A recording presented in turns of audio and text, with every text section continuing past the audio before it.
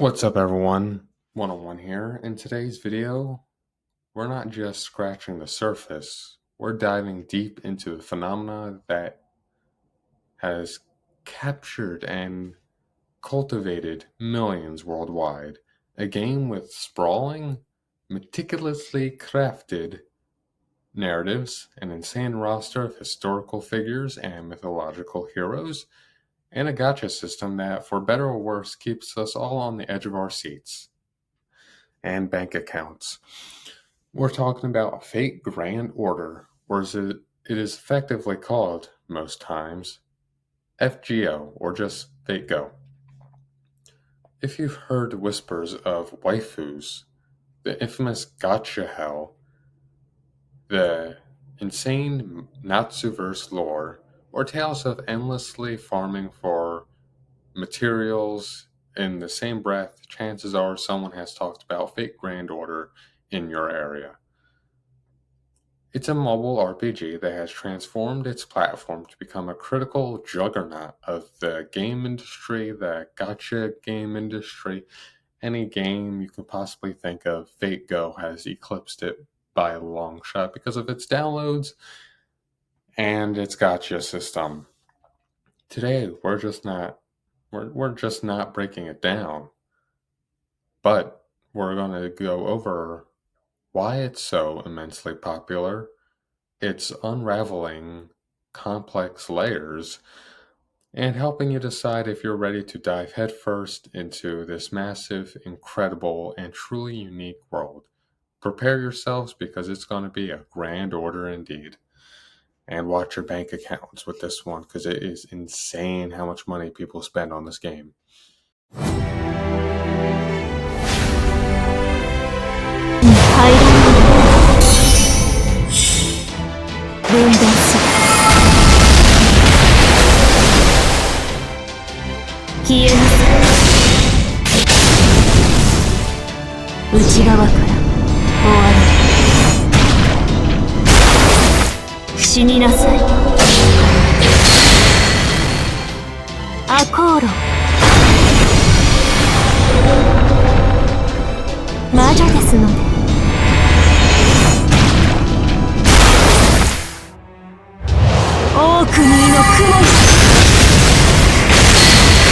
Now, what is Fate Grand Order?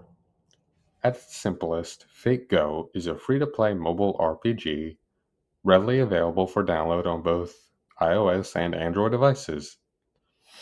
Fate Go doesn't just exist in a vacuum, it is an integral, somewhat unique part of the colossal Fate franchise.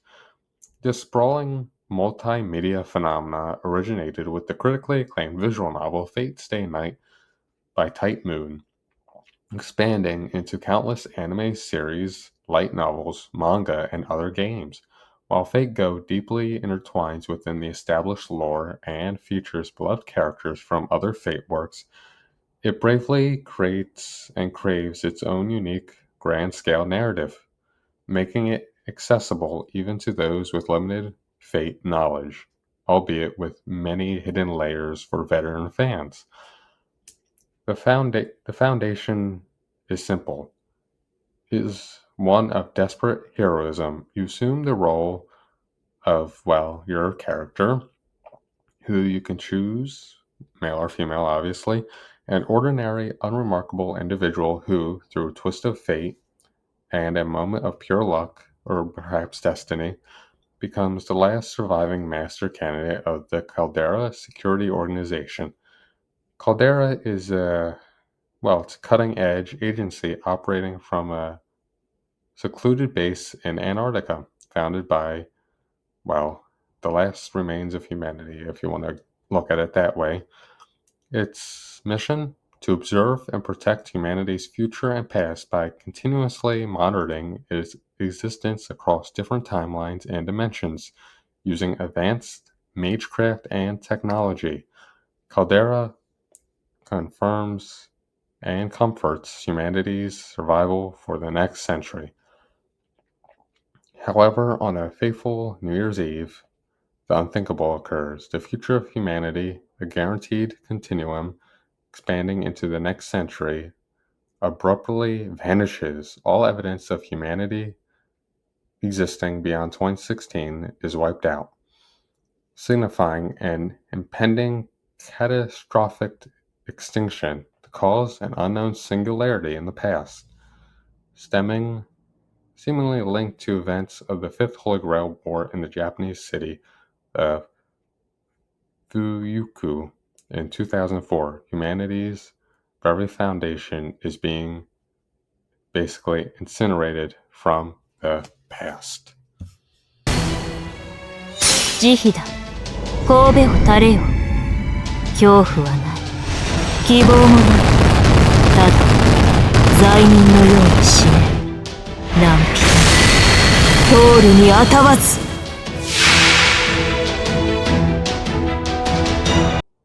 Now, your mission as the newly designated master is to execute basically, well, a grand order, a desperate gambit to prevent humanity's total annihilation. This involves utilizing Caldera's experimental technology to travel back through time and space to these various distorted historical eras, dubbing singularities and later lost belts. These are anomalies where historical events have been warped, corrupt, or completely overwritten, threatening the very fabric of human history. By resolving these, basically singularities and lost belts, fighting against the forces that seek to undo everything, you aim to restore humanity's timeline and avert its destruction. But you, as an ordinary human, cannot fight alone. This is where the legendary figures of history and myth come into play. Servants throughout time, throughout the ages, throughout basically hell, you can recruit gods from different mythologies. I know, it's crazy, right? Basically are pulled from the throne of heroes. Throughout Caldera's summoning system, these servants from spiritually beyond, well, basically this mythical place, as I said, the throne of heroes, team up and are ready to basically, well, fight back and restore this grand order that has been, well, basically placed. So yeah, it is time to fight back and reclaim humanity. こよって私に殺せるものはない。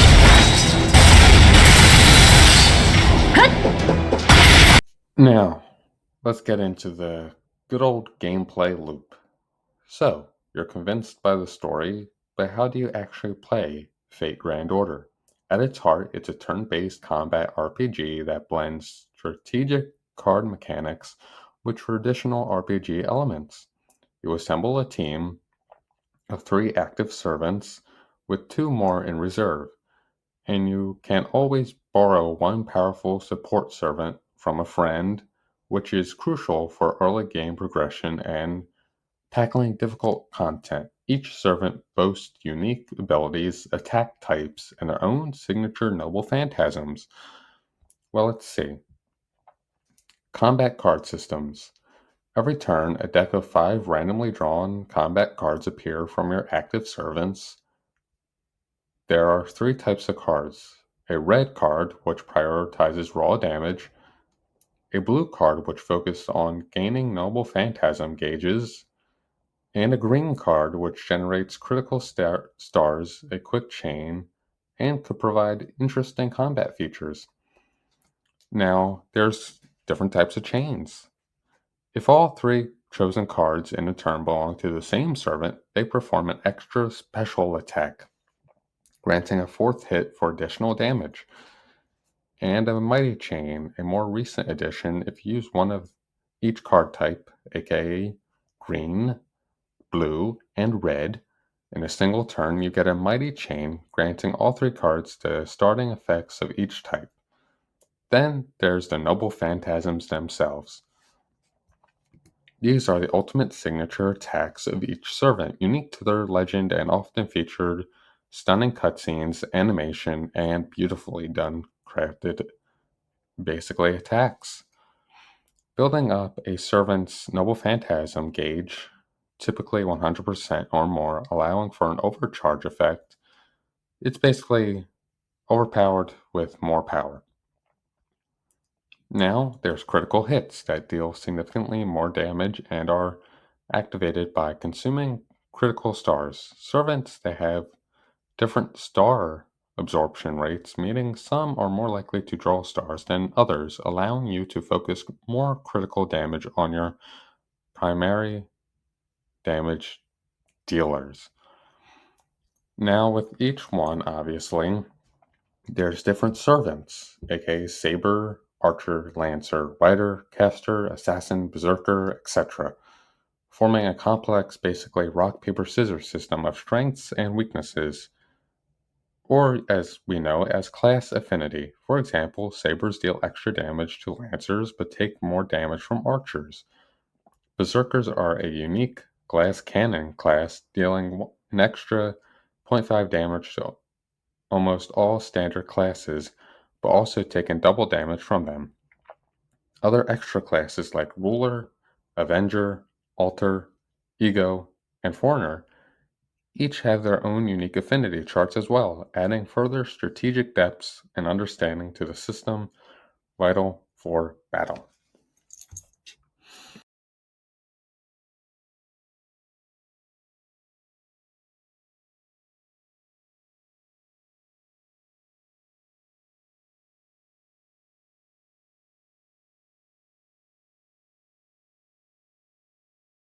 In its essence, Fate Go is far more than just an average mobile game.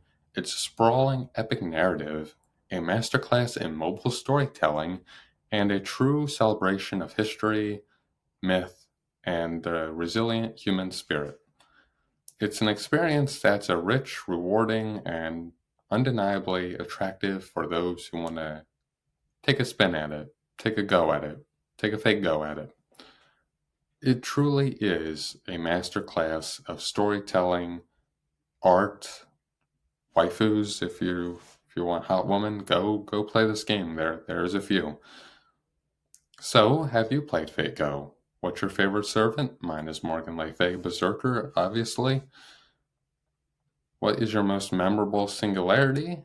Or your biggest gotcha triumph or tragedy? How much money have you spent trying to get a character, and did you get the character? So, yeah, let me know in the comments below. Don't forget to like, subscribe, and share. And if you enjoyed watching this, well, play Fate Go. It's a good one. And also watch your wallets too, because it will bankrupt you. Because I think there was a news story about someone spending $7,000 on just one character, which doesn't surprise me at all. So anyway, that is it from me today. 101, signing out. See ya.